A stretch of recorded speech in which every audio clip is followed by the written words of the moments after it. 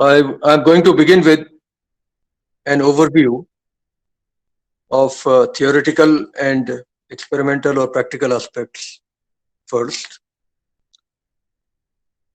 The conceptual diagram for a voltage transformer is shown here. You have a so-called core, CORE core, made of magnetic material. It can be of any shape, but we are showing it to be of a rectangular shape in this diagram. On one of the limbs of this magnetic material, we put a winding with a certain number of turns. The winding is made of conducting wire, of course, copper, aluminum, whatever. And on the other side, we put another winding with some other number of turns. And we are talking about voltage transformer right now. Current transformers are also possible, but right now they are not the subject under discussion. Now, what happens is, on the left hand side, the winding that we have got, it is known as primary winding. That's where you apply the voltage that you want to transform to some other value. And let's say this winding has in the number of turns N P. And on the secondary side, which is on the right hand side, we'll get the transformed voltage, where the number of turns is, let's say, Ns. The sinusoidal voltage applied to the primary winding will set up a sinusoidal flux going through the magnetic core.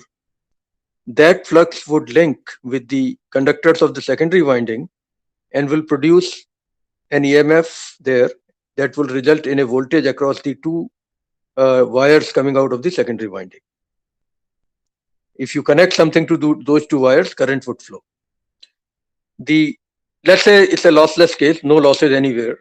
In that case, the applied voltage on the primary, let's say it is Vp, and let's say RMS value. And let us say that open circuit voltage on the right hand side, that is across the secondary winding, is Vs. It would be very easy to show later that Vp divided by Vs is equal to Np divided by Ns under lossless conditions. Under lossy conditions also this formula is reasonably accurate, but minor errors would occur if you use it directly. Not only that, if you connect some load to the right hand side winding, the secondary winding, some current would flow. Let us call that current as secondary current, Is. The load here is shown as a bulb, but it could be anything. And based on that, some primary current Ip would also flow. The ratio of Ip to Is is the ratio of Vs to Vp. Basically, Vp Ip equal to Vs Is under lossless conditions. And both Vp and Ip as well as Vs and Is can be complex numbers. Quite possible. Okay, transformer is not an active component. It does not generate energy. So Vp Ip and Vs Is, unless there are losses, if there are losses, it's a different thing. But under lossless conditions, Vp Ip and Vs Is should be equal. Whatever power is going in should be the power coming out. So Vp divided by Vs equal to Is divided by Ip equal to Np divided by Ns. That is the simplest possible formula you can think about when it comes to transformer. The turns ratio is known as Np to Ns ratio. It is generally denoted by small a. Okay.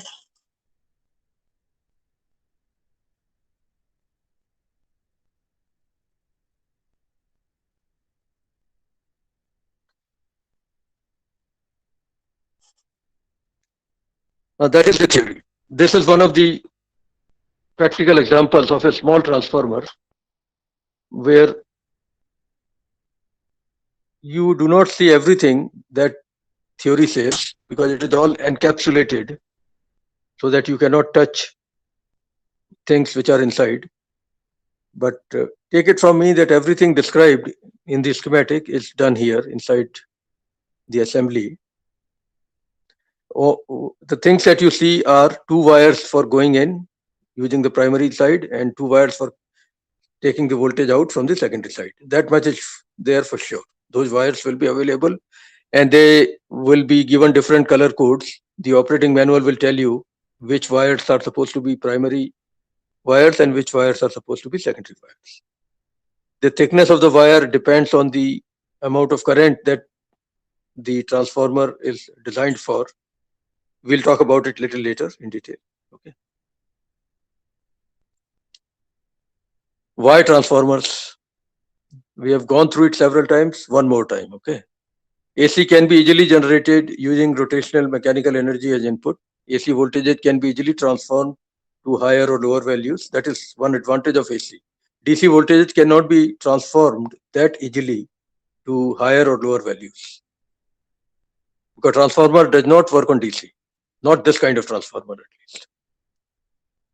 The voltage transformer can be thought of as an electrical component rather than electronic component, fine, because it generally carries high currents. Electronic circuits generally carry lower currents. That is why they are saying call it electrical component, not electronic component. The fact remains that even in electronics world, we use transformers all the time. They may be small current components, but they are transformers. Most of the instruments you see in the lab have transformers inside them for up converting or down converting voltages. By the way, transformer does not change the frequency of the input signal. It remains the same on the output side as well. Wave shape is also generally similar on both sides. The voltage transformer is a stationary electromagnetic passive device. Nothing rotates. Okay. It's a stationary device and it uses Faraday's law of rotation, Faraday's law of induction. As you know, EMF is proportional to the rate of change of flux and the number of turns in the coil, and with a minus sign. That is Faraday's law. That is being deployed here to do the transformation of voltage. Now, why do we need it? Because over long distances, if you want to transfer 50 hertz power, you need very high voltages to make everything economical. But the generators do not generate that high voltage. So you got to convert that generator voltage into much higher voltages using transformers, up converting transformers. Okay. And once the transmission is over on the receiving side, you'll have to down convert also, or step down also. Stepping up or stepping down. Stepping up will be done on the generator side, stepping down will be done on the substation side.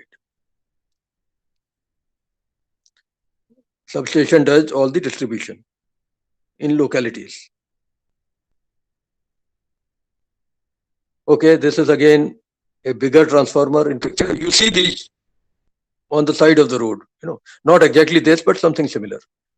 There's a lot of mechanical engineering involved in transformers because a lot of heat is generated that has to be taken care of by using innovative cooling techniques, etc., etc. Insulators are there. You can see on the top of the transformer. These are made of bakelite or some other insulating materials so that you can connect the output to transmission lines mechanically as well as electrically. Insulators essentially will make sure mechanical strength, but they will also ensure electrical insulation. Okay. The theory is simple. It is mentioned here again. As I have already said, there are two coils of conducting wire. Wire can be aluminum, copper, etc. One of them is known as primary winding. The other one is known as secondary winding. The coils are not in electrical contact with each other. You have seen that. They are not physically touching each other, but they are in magnetic contact with each other.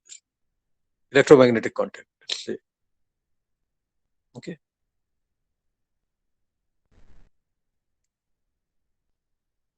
They are wrapped around a common closed magnetic iron circuit called core.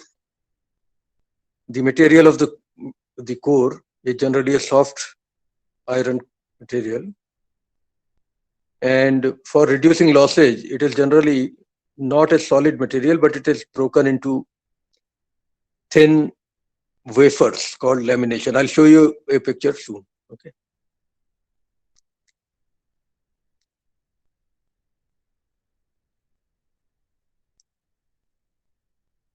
Yeah, this theory is already explained to you. You can read it once again if necessary.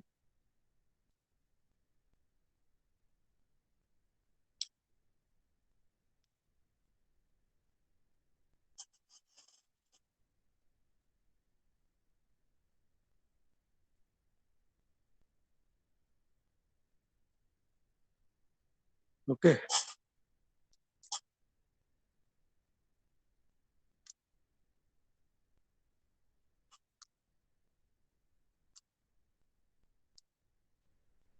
The nameplate of the transformer contains a lot of information, and we have a list of things here that we know for sure will be there on the nameplate. Recommended primary current and secondary current, full load. Actually, recommended primary and secondary voltages first. You can always work on voltage values slightly different. It's not that it's going to stop working, just that the best performance will not be obtained. So the recommended primary voltage, recommended secondary voltage, and these are RMS values by default. Okay, nobody talks about peak values in real life. They all give you RMS values. Then KVA rating. Okay, which means you can calculate the maximum current rating for both primary and secondary. If generally power factor is not mentioned on the nameplate of the transformer because it depends on the load. But we can assume power factor equal to 1, suppose, then it's very easy to calculate the current rating for primary and secondary voltage, primary and secondary windings. Okay. And frequency of operation, typically 50 hertz, but they also give you some range over which the performance will be okay. The kVA essentially is the apparent power. That means the magnitude of the complex power. That is what is mentioned on the nameplate. The real part and imaginary part of complex power will not be mentioned on the nameplate. They will depend on the load, what is the power factor that the load is creating, etc., etc. And besides these three, there is a lot more that is mentioned by the vendor in the operating manual: temperature range, maintenance practices, like what should be the periodicity of maintenance of the transformer, change of cooling oil, and so on. A lot of things are there which are not necessarily on the nameplate. A big operating manual comes with the transformer that you are supposed to read carefully. In industry, when you go, generally the first thing they do is give you a small document to read about something, and they want to see how quickly you pick up the operation of a particular machine at least. And that machine typically is a mixture of electrical engineering, electronics engineering, and mechanical engineering, and computer science also nowadays. Real life gadgets are never going to be specific to a particular branch of engineering. They are generally a mixture. And transformer is one such example. Okay, same diagram again, nothing new here.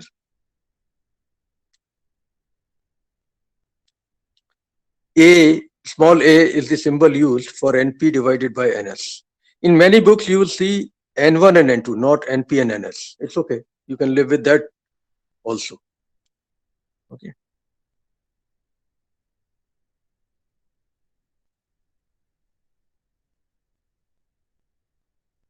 As I said, Vp divided by Vs equal to Is divided by Ip equal to Np divided by Ns. I will give you that formula in a minute somewhere else. Again, a bit of repetition here.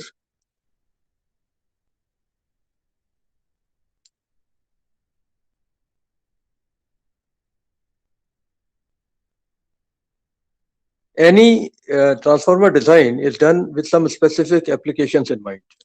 Not every design will suit every application, that's for sure. Transformers that are used in equipment in the lab are designed very differently compared to transformers you see near your home mounted on the side of the road.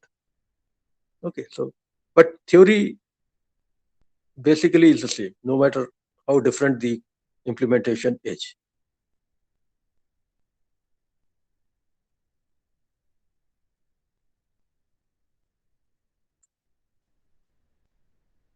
Step down transformer, if you have 1000 volt applied to the primary and 2 ampere current going in, and the turns ratio is 50 divided by 100, that means 5. On the output side, you will get a stepping down of voltage by a factor of 5. So you will get 200 volt. And current will go up by the same factor. That means you'll get 10 amperes, assuming that losses are 0. However, assuming power factor is 1 throughout, if you multiply 2 ampere with 1000 volt, you get 2000 watt. And if you apply on the secondary side, if you multiply 10 ampere by 200 volt, you still get 2000 watt. So the total power in primary winding and that in secondary winding are exactly the same because losses are 0. Efficiency is 100%. Output power divided by input power is purely 100% in this case. Okay.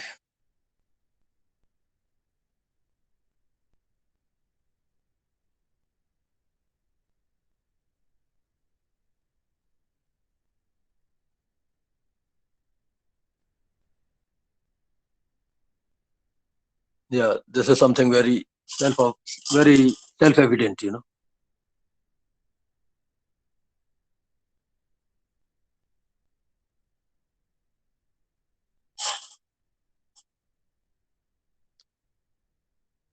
A lot of discussion that we will be going through on transformers will be actually talking about real life transformers where losses will be included in the simulation or in the calculations. But right now I'm giving you ideal case where losses are negligible.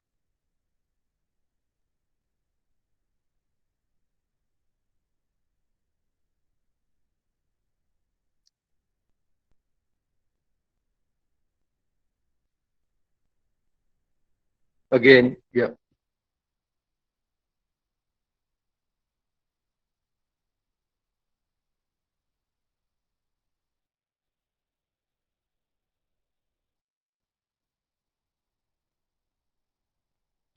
Lossless transformer is generally also called ideal transformer.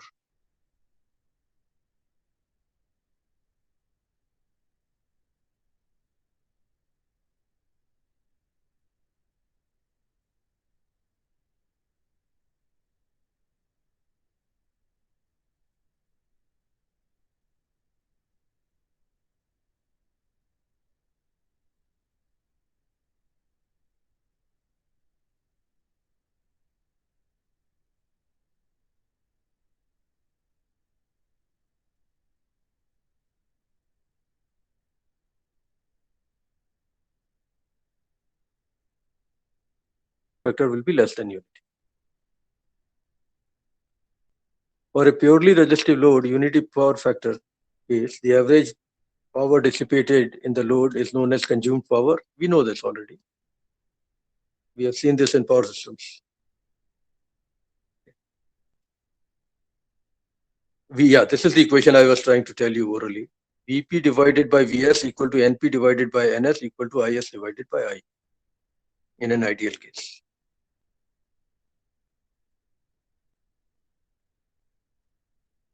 And these are magnitudes. Vp is magnitude of input voltage or primary voltage. Vs is the magnitude of secondary voltage. Ip is the magnitude of primary voltage and Is is the magnitude of secondary voltage. Even if they are complex, even then this equation would apply. Only thing is you have to be a little more careful in interpreting the results.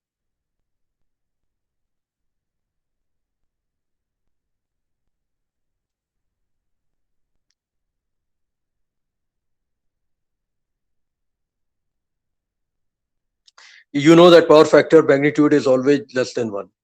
It can never exceed 1. Okay.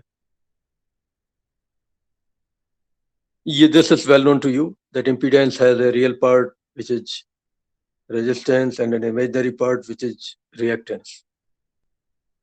Okay, so nothing new here. If X is negative, then you have a capacitive load. If X is positive, you have an inductive load. You know all this. Let's move forward. Xc equal to 1 upon 2 pi Fc. You know all this. Okay, so I'm not going to waste your time.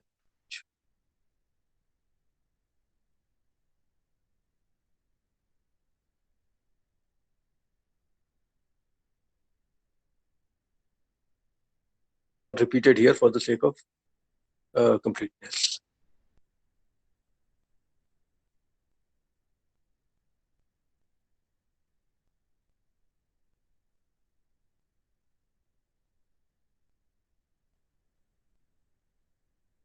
Now, one sample problem, not requiring too much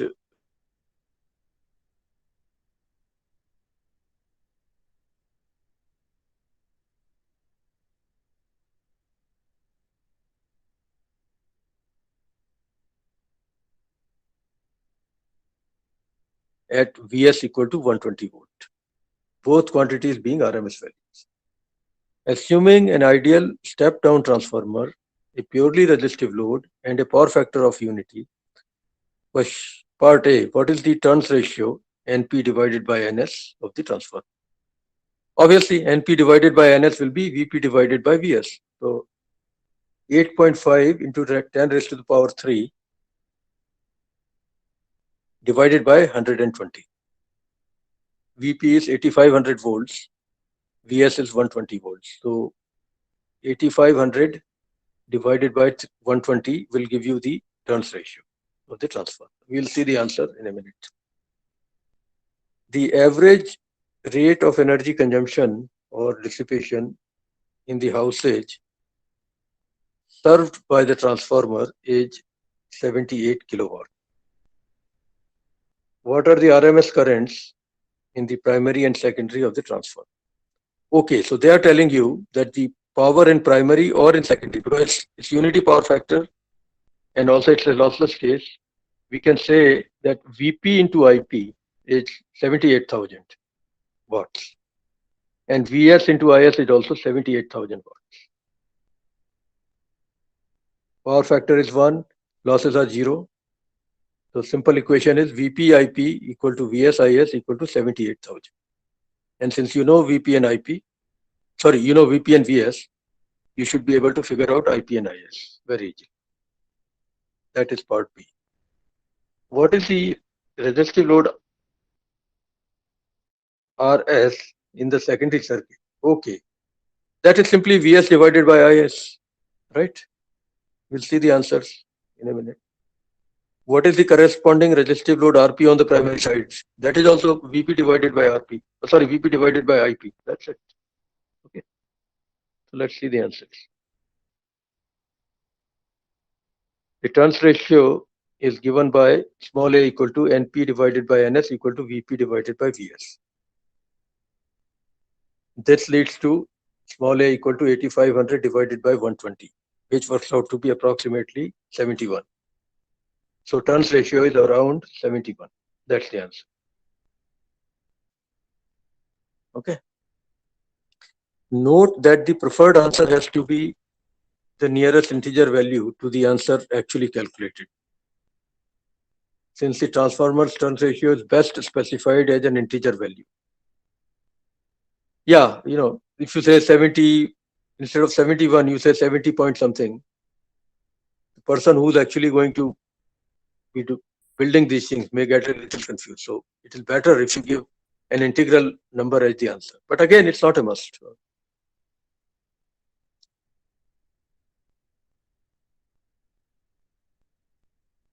Okay. In B, the average consumed power is essentially energy consumption per second is given by Vp Ip cos phi. Okay, in the primary side. and it is VSIS cos phi on the secondary side, and cos phi is 1 anyway. We have been told that we have a purely resistive load. So using that,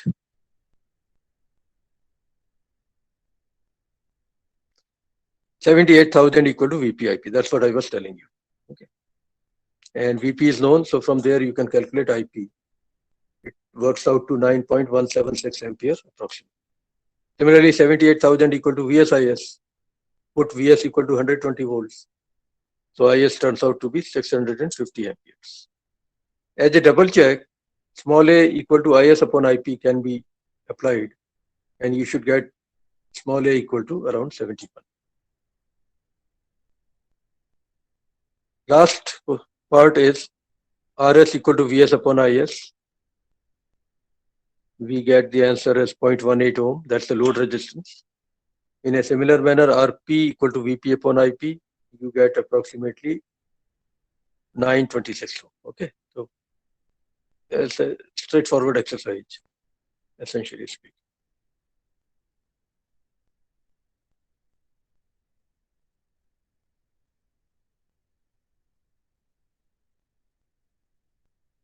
Yeah, one more thing which I have not proven yet, but it will be shown to you later, is that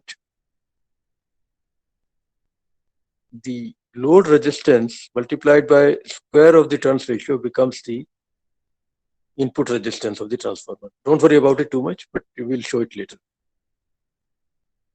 Now, coming to the practical side, that is the implementation side. The types of construction used for transformers can be classified based on these three different criteria. Step down versus step up, that's one way of classifying transformers. Single phase versus three phase, that's another way of classifying. In three phase, what will happen is for each phase you will have a separate winding, both in primary and secondary. But the core may be common to all of them, or maybe not common. It all depends, Both options are there. You decide which one is better for a given application. And the third way of classifying transformers is based on shell type and core type. I'll explain this in a minute. It depends on how core is used to put the windings on it.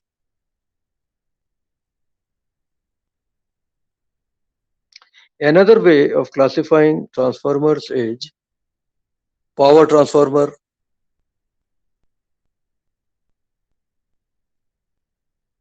that means it has very high power rating. Distribution transformer, as I said, they are used in specific localities to supply energy to customers in that area. So generally, the power rating will not be that high in that case.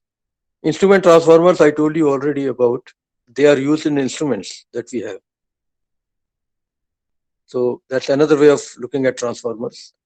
And instrument transformers in particular can be classified into two different categories: current transformer and potential transformer.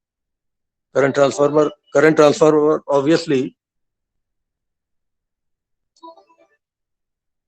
talks about transforming the current. Potential transformer talks about transforming the potential or voltage. Okay.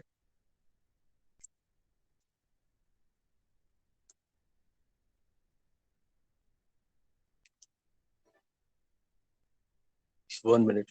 The sound stop.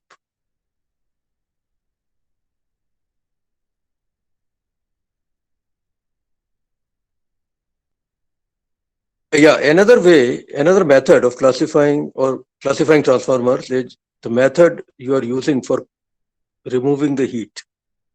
That means the cooling method.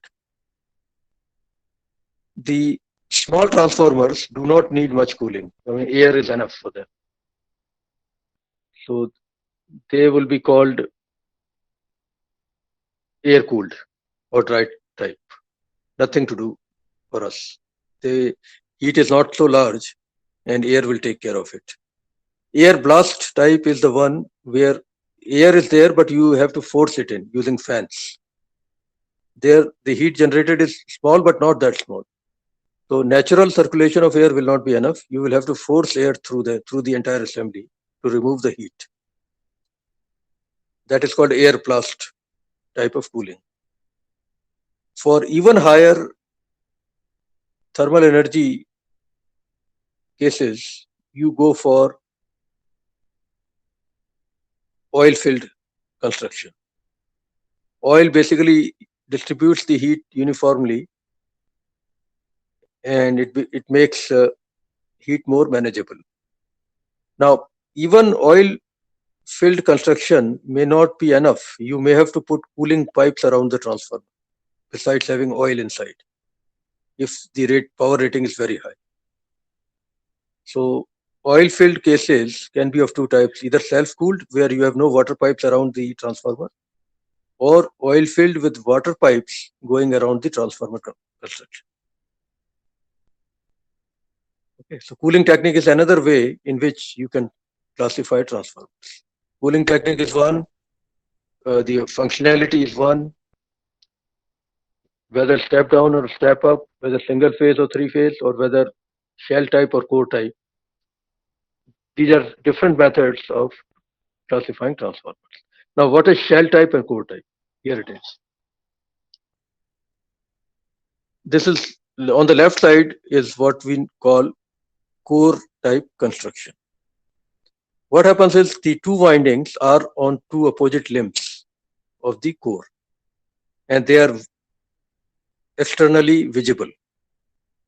In the shell type, both the windings are on the central limb of the core, and you can encapsulate the whole thing very easily so that nothing is visible to the outside. It becomes a shell in which everything is there. Both are okay. Core type has a disadvantage that people can touch the winding from outside if you are not careful. But obviously, it is slightly cheaper to implement it. So the way you put windings on the core is what determines whether you have shell type or core type construction. Okay. Okay, same thing shown, but we have drawn a 2D projection of the construction.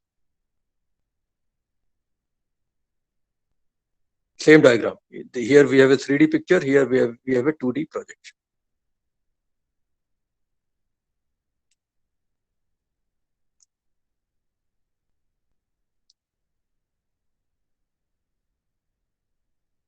Okay.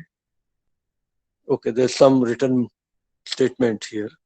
Core type transformer, windings are cylindrical. Former is another word used for core because it helps in forming the winding. Okay. So don't get too confused when you see the word former. It means core. Actually, one limb of the core. So windings are cylindrical. That means the cross section is cylindrical, and they are wound on the former, mounted on the core limbs. The cylindrical coils have different layers, and each layer is insulated from each other. Yes, you have to realize that you are using copper or aluminum wire. So the wires cannot be allowed to touch each other. Wires in different turns, So insulation has to be put in between. For insulation, we put paper, cloth, mica, etc. Okay.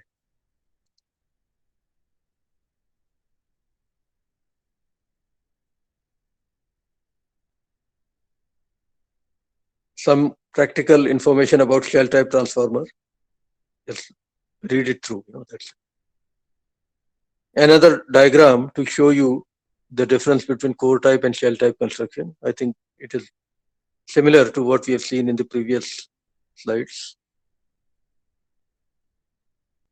But one thing important to notice here is that they have shown both single phase and three phase cases. Okay, that's it. In three phase, the the core has to be much more complicated. For each phase, you have to have a winding, so you better know how to mount it.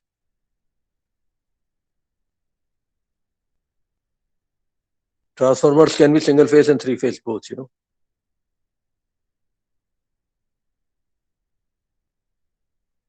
Now, Coming to the theoretical side, let me go back and explain something first.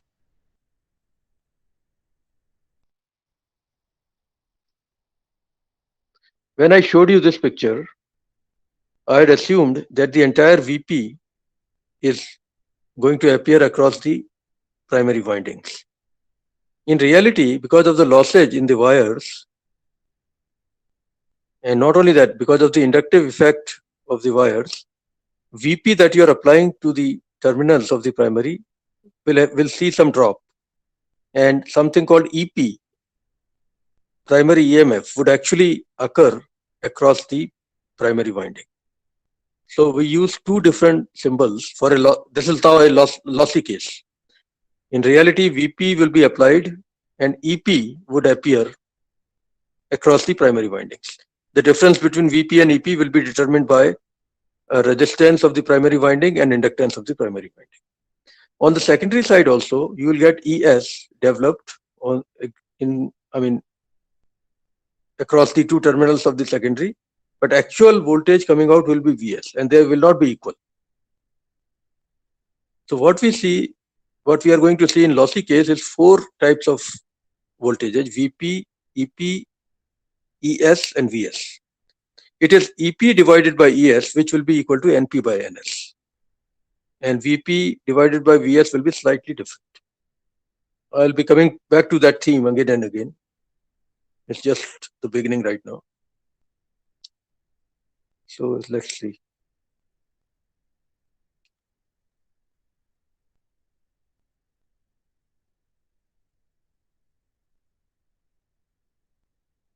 One minute. Yeah. Yes. Now the formulas for EP and ES have been derived, and I'll be deriving it later, not today. The value of EP and ES are given approximately by these equations, where A is the area of the cross-section of the core, F is the frequency involved, NP is the number of turns in the primary, and NS is the number of turns in the secondary. I'll prove this equation later. But at least you can see on what factor EP and ES depend. They depend on frequency, they depend on the area of cross-section of the core. And by the way, the magnetic field, magnetic flux density also matters, of course. B is magnetic flux density in Weber per meter square. How strong is the magnetic field inside the core obviously will affect EP and ES. EP is the primary EMF, slightly different from applied voltage to the primary, which is VP. ES is the secondary EMF, which is slightly different from the actual VS coming out. B is the magnetic flux density in the core of the transformer, Weber per meter square. This unit, Weber per meter square, is also known as Tesla, T-E-S-L-A. Tesla is a famous name. To honor him, we put this unit in his name. A is the area of cross-section of the core in square meter. F is the frequency in cycles per second or hertz. NP is the number of turns in the primary winding, and NS is the number of turns in the secondary winding. And VP equal to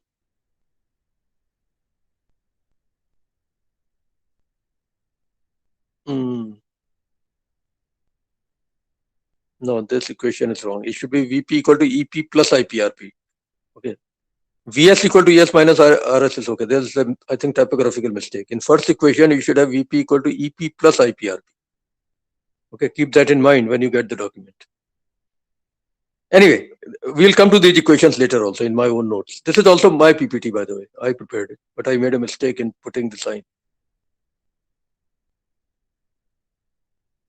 Now, lossage, what are they? What kind of lossage would you expect in a transformer?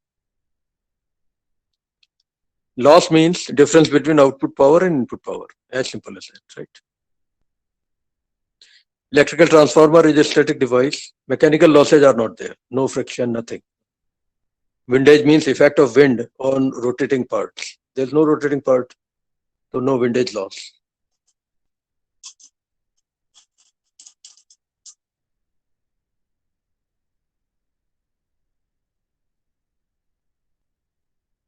Now the lossage are only electrical, no mechanical losses. two primary sources of losses are those due to the windings and those due to the core. Okay.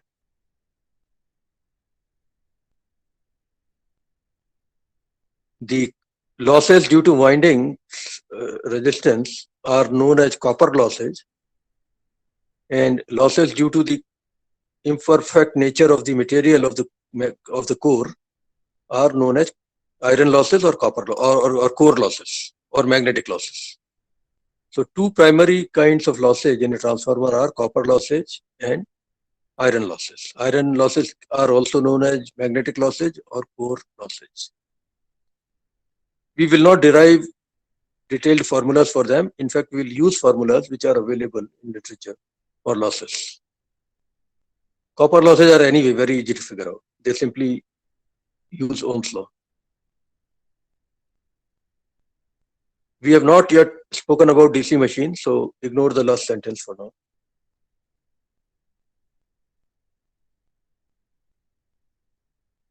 Core losses, which are also known as iron losses, they are primarily of two types: eddy current loss and hysteresis loss. Eddy currents are local currents produced within the core that takes energy away.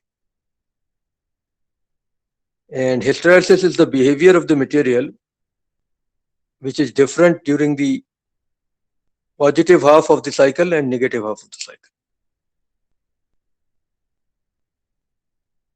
Okay.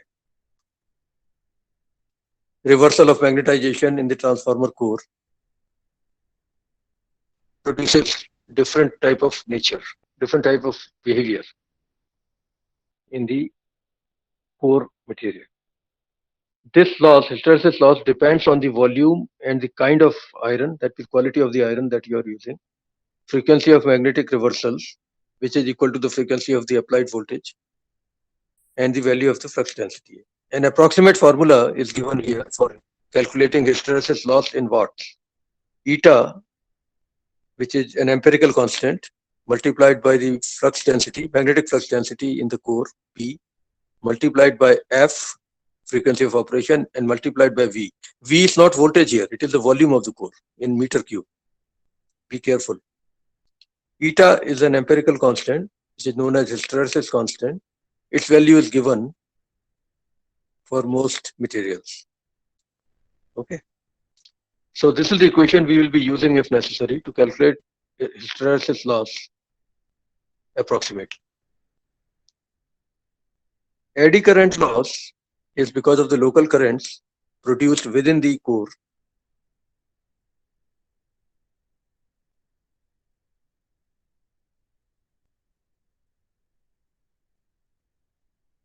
Because some part of the flux that you have produced starts linking with the other parts in the construction, and that produces local currents. So that takes energy away.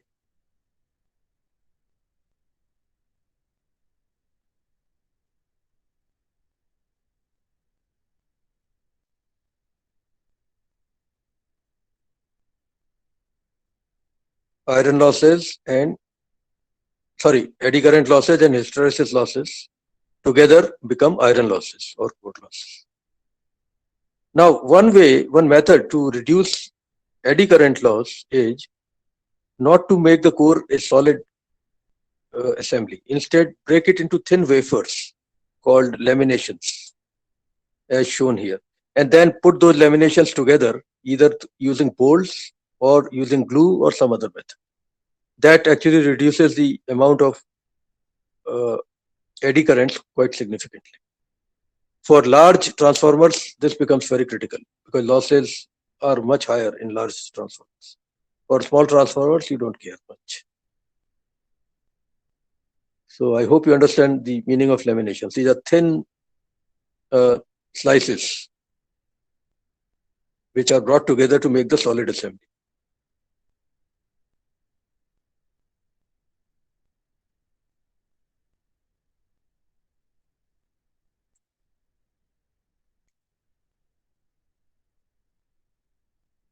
Copper loss, it's because of the winding. primary current square multiplied by primary resistance. That means IP square RP. That is the primary copper loss. Similarly, IS square RS is the secondary copper loss. Simple enough. Not any great theory involved here.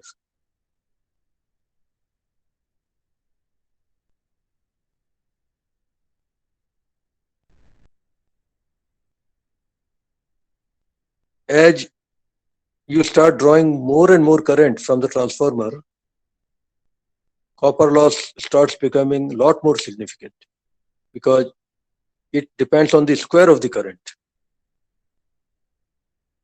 Iron loss generally does not change much with increasing the current. It more or less remains the same. So copper losses actually are a lot more serious to look at. Of course, iron losses cannot be ignored, that's for sure. You have to be mindful of them also.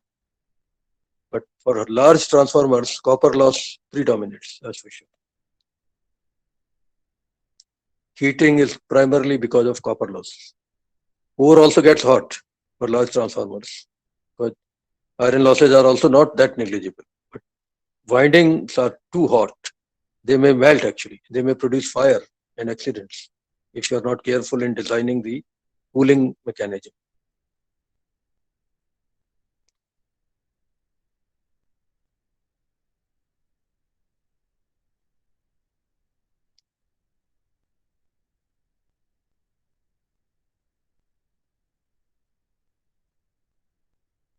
Efficiency, obviously output power divided by input power. Simple formula. And input power minus losses equal to output power, where losses are also in watts. So based on that, you can say efficiency equal to input power minus lost power divided by input power. You can also write it as 1 minus lost power divided by input power. So many ways of writing. Efficiency changes with current that is being drawn, obviously.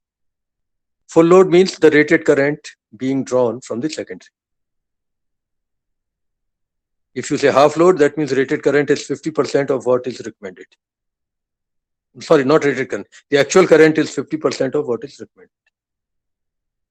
Efficiency changes with that value. We will be doing a lot of numerical examples on this later.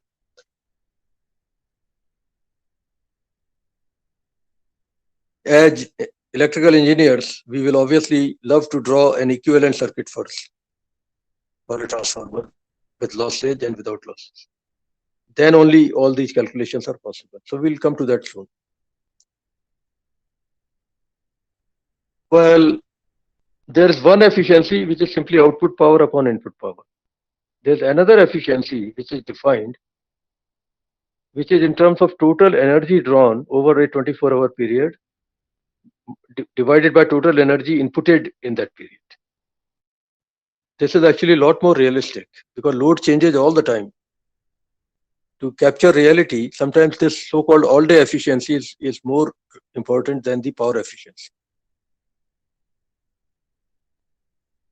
Okay, so we'll come to all-day efficiency later in detail. But remember that it is not about power. It is about the total energy output over a given period divided by total energy input in the same period.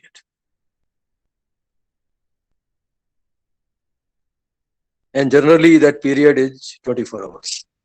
Energy is measured in kilowatt hours. Yes. You will put energy meters both in primary and secondary to get these readings accurately.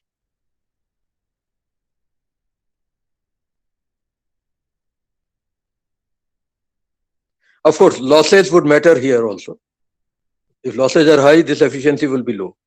But this efficiency may not be equal to this efficiency. That is my whole point. If our losses are high, power efficiency will be low and all-day efficiency will also be low. But they will not be equal to each other. That is the whole point. If losses are small, both of these efficiencies will be close enough to 100%. As I said, numerical examples will be done later on these calculations. Voltage regulation is another interesting practical performance parameter for a transformer. It means no load secondary voltage minus full load secondary voltage divided by full load secondary voltage and the entire thing multiplied by 100. And we are talking only magnitudes of voltages. So at no load, whatever output voltage you are seeing from the transformer, note it down, then apply full load, note the output voltage again, take the difference, divide that difference by full load voltage, and then multiply by 100 to get the voltage regulation in percentage. In theory, or in fact, we'll be very happy if voltage regulation is 0%. It will never happen in real life. So 5 to 10% voltage regulation is generally accepted for most practical applications. Yeah, now wires of primary and secondary windings need to be thick enough so that they can support the amount of current expected, maximum amount of current expected. You cannot buy wires of any arbitrary diameter in the market. There are standard sizes available which are governed by either American wire gauge system, AWG, or the corresponding British system called standard wire gauge, SWG. I think in India we are using SWG system, not a big issue anyway. The theory, the basic idea is the same, okay? That there are discrete values of wire diameters which are available in the market. You pick the closest and the safest from the available AWG or SWG size. As engineers, you have to be aware of all this, Theory is one thing, but what is there in the market is equally important. We will be again doing calculations on all this later to illustrate the point further, but at least I introduced you the idea. It's probably not very visible, I know, but AWG number versus diameter versus current carrying capacity is shown in this table, which I'll be giving you separately also. For AWG number 1 wire, the diameter is 0.28 something inches. And the current carrying capacity is quite high, 119 amperes, 119. As wire size increases, the diameter starts decreasing. You don't have to remember the table, it's just the concept I'm trying to illustrate. For larger AWG size, the wires start becoming thinner and thinner, and the current carrying capacity starts going down. This table has to be in front of you before you will decide the AWG number that you need for a particular winding. SWG table is also available where numbers are different, but philosophy is more or less the same. Okay.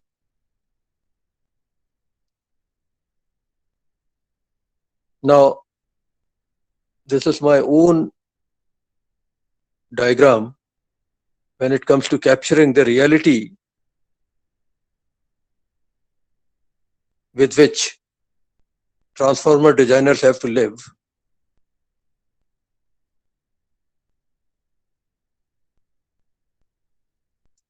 Transformers have losses, like it or not.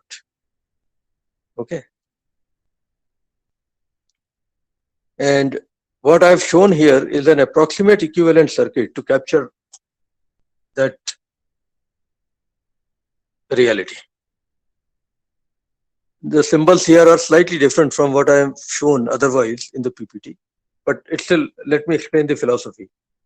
Ideally, what will happen is the applied voltage to the primary V1, which I was calling VP otherwise, but let's say it's V1, will be same as the actual voltage going in the primary, which is E1. Nothing will be there in between, ideally, if we have lossless cases. So V1 will be E1. Or actually, if you want, we can call it EP. I don't know. I think I'm calling it EP here. So the actual voltage applied to primary, which is known as actually primary EMF, which is EP, versus the actual voltage that you are applying to the external terminals of the primary. Between these two, there's a large amount of losses. One region is the copper loss or the loss due to the winding, which is modeled by using a primary resistance RP and a primary inductance LP in series. On top of it, the core also has losses. We know hysteresis loss and what was the eddy current loss. All that is modeled by a parallel RL circuit between V1 and EP. This is an approximate equivalent circuit, by the way. The values of core resistance RC and the core magnetizing reactance LM are known to us for a given transformer. Generally, they are measured experimentally rather than predicted theoretically. I'll someday talk about how to measure these things experimentally. But for now, assume that these two circuit parameters will be given to you for a transformer. So you will draw the parallel RL circuit to account for core losses. And then the actual voltage would appear in the primary. That voltage, EP, multiplied by NP divided by NS, actually EP divided by ES will be NP divided by NS, where ES is the EMF generated right there in the beginning of the secondary winding. And they are actually called EMFs, not voltages, because they are internal voltages. They are exactly across the two terminals of the transformer windings. And you are excluding the external circuits. So in an ideal world, V1 and EP should be equal and V2 and ES should be equal. In practice, they are never equal because of losses. So what will happen is EP divided by ES should be NP divided by NS, that's for sure. Because this is where the ideal lossless transformer has been brought in to capture the essence of the operation. But after ES has been calculated, you will also include the effect of losses in the secondary winding, which means having a secondary resistance RS in series with a secondary inductance LS. So ES minus effect of RS and LS should give you the actual voltage coming out from the secondary terminals. There's a lot of detail here. Dot convention is also a very important concept here, because normally what happens is primary and secondary windings can be wound in the same direction or in opposite directions. Based on that, the phase shift between primary and secondary voltage will be different. You don't know, looking at a transformer, which way the windings have been done, right? So manufacturers have come up with a so-called dot convention to tell you about the phase shift between primary and secondary voltages. If both dots are on the top in the equivalent circuit, it means EP and ES are in phase. That is a convention used throughout the world by transformer manufacturers. When they draw the equivalent circuit for you in their operating manual, they draw dots based on what is inside the transformer. So if they show dots on top on primary and secondary, like you see here, two dots, right? In this case, EP and ES are in same phase and IP and IS are in the same direction. That is what top dot position indicates. If one of the dots, in fact, if the secondary dot is on the lower side, then it is the opposite. The primary and secondary voltages are 180 degree out of phase. That means EP and ES have 180 degree phase shift between them, and IP and IS are in the opposite directions. Again, I'll be coming back to all this later also.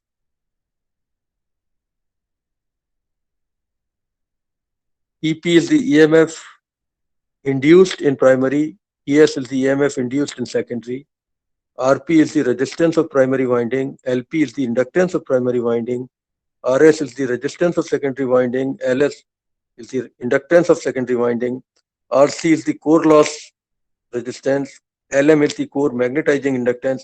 These are various parameters that are used in the equivalent circuit of a transformer. And these values are normally given to you. NP and NS are also normally given to you. And you have this famous equation that hopefully you will be able to remember from now on. Keep in mind that for a real world transformer, it is EP upon ES that is equal to NP upon NS, not V1 upon V2. Okay. V1 is the input voltage, V2 is the output voltage. I could have called it VS and VP and VS also, I know. Fine. I1 is the input current, I2 is the output current, which is also equal to Is. NP is the number of turns in the primary, Ns is the number of turns in the secondary. Okay. This current, which is going through the core, the total current, I mean, is known as I phi. The name is excitation current. This current actually will divide into two currents, one going through RC and one going through LM. We will actually, it's not shown here. Yeah, shown here. IC is shown here and IM is also shown. IC is known as core loss current and IM is known as core magnetizing current. So this equivalent circuit or something similar will be used again and again when capturing the behavior of a lossy transformer. Okay. Another PPT which may be worth looking at, it has been prepared by a faculty member in our mechanical engineering department. Mechanical engineers are obsessed with transformers for all obvious reasons.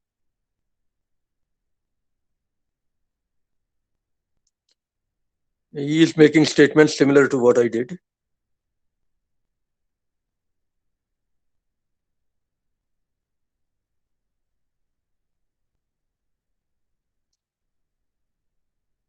Sometimes it's good to hear the same thing from a different person. That's it.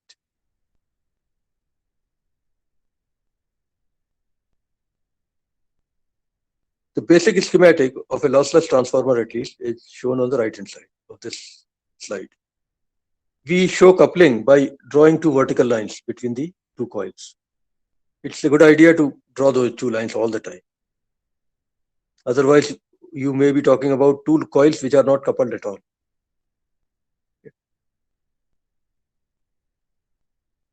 Winding to which input is applied is called primary winding. Obviously, I told you that.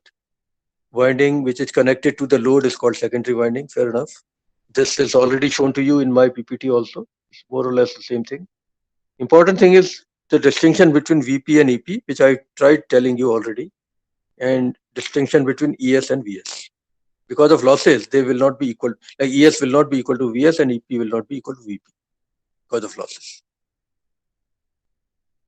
Flux path means that is where the coupling occurs, really. Phi indicates total flux in Weber.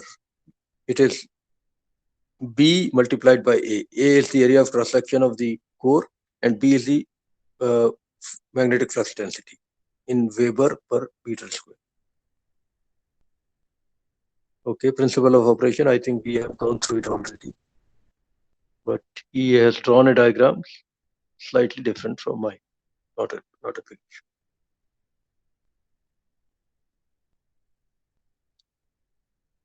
Okay.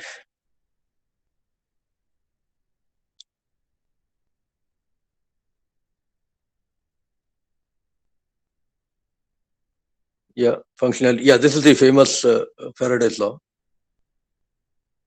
EP is minus NP into d phi by dt. I will be using these equations later in proving the formulas for EP and ES. But right now, just take it as it is. ES is minus NS d phi by dt. And d phi by dt is the same, whether it's on the primary side or secondary side. So if you divide this equation by this equation, you get EP upon ES equal to NP upon NS, right there. This is the proof. This is one of the proofs, at least. Ideal transformer, core is highly permeable. That means mu R is very high. So it will produce large amount of flux, even for small voltages applied to it. Leakage, by the way, is there in all transformers. Not entire flux produced by primary winding gets coupled to the secondary winding. A lot of things are there nearby in the construction that allow this flux to be leaked to those parts. So if we have lost only 5 or 10% of the flux in going from primary to secondary, we may still be happy enough. So assuming that there is no leakage, these are the formulas. Otherwise, d phi by dt may not be exactly the same on both sides.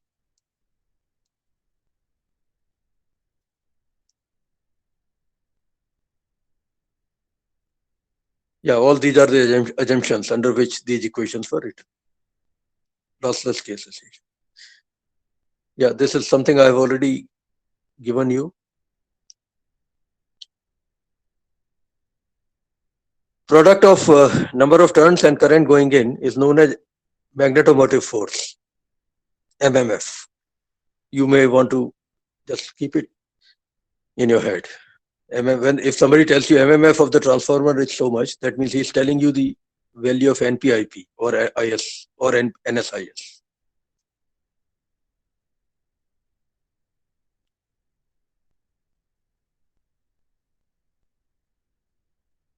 Yeah, this formula I'm going to prove later. Okay, let me ignore this for now.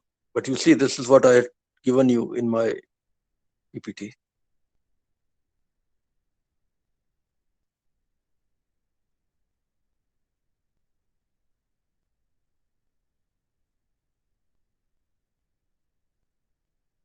Yeah, fine. Okay, we'll go through all this later. Now, construction. We're running out of time. So let me quickly finish this at least. Magnetic circuit, which is core. Electric circuit, which is primary and secondary windings. Dielectric circuit, that is the insulation between the windings. That may also cause losses. And tank and accessory, that means the housing in which you are putting everything and where the oil is also there to cool the entire assembly. These are the four parts, I suppose, which are important in the construction, which are most important. Yeah, this I have already shown you. How to use laminations to build cores so that eddy current losses can be reduced. The iron core material is laminated steel,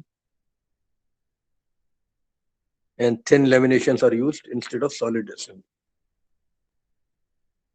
Yeah, this I have got the same picture in my PPT as well to show the difference between core type and shell type constructions. Yeah, this is probably details about the material that we use for insulation.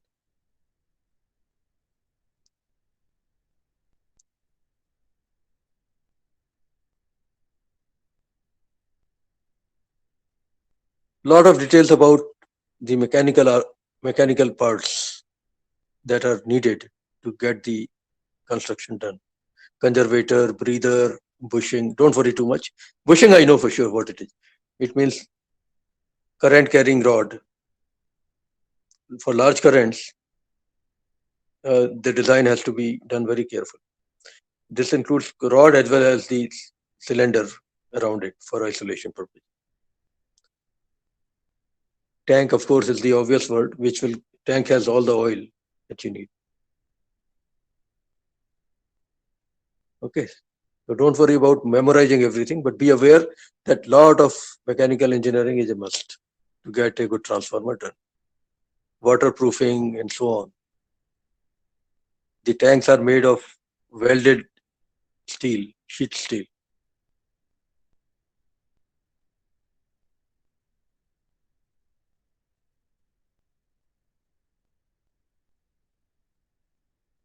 Okay.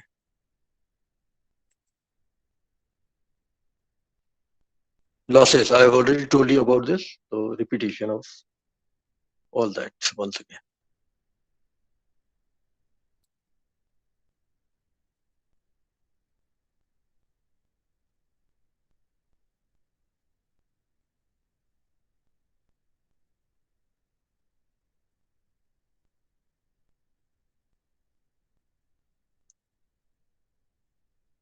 Efficiency, I've already told you about this. Output power upon input power.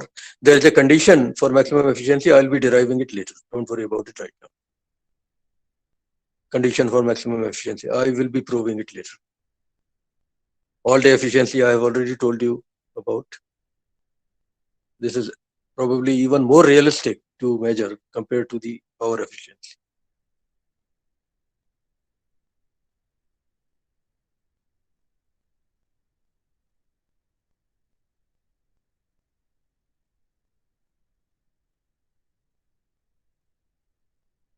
Because what you really care about is the total energy output divided by total energy. over a certain time period, which is, let's say, one full day. Transformers see variable load. Power output will be continuously changing. So to get a more realistic picture of what is going on, you better measure energy output and energy input over that time period. Okay.